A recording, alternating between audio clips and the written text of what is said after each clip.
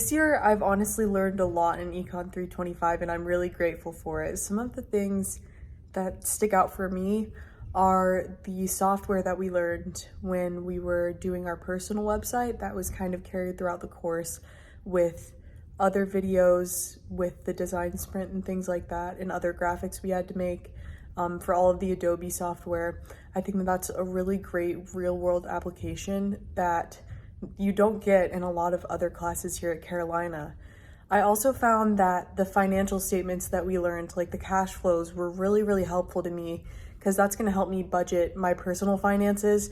And if I ever have any entrepreneurial endeavors in the future, that will be really helpful for me to understand if my business is going to be profitable.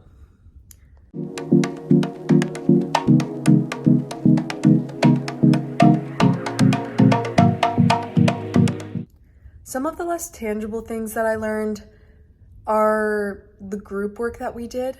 I found it really valuable to work on a design sprint with a group, and I found that just reaching out to people and having an open line of communication was the most important thing for making our group successful.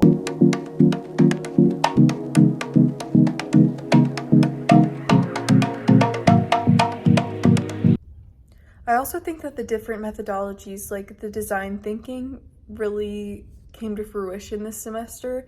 In ECON325, it was on a much lower scale, but with our design sprint project, there was a lot more time to really understand and get into the depths of what doing that type of venture meant. And for our prototype, we also had to get really specific with what we wanted to present eventually. And I think that going into so much detail was really helpful for us because we were able to make something that actually seemed like it could be real and be a part of the UNC course curriculum.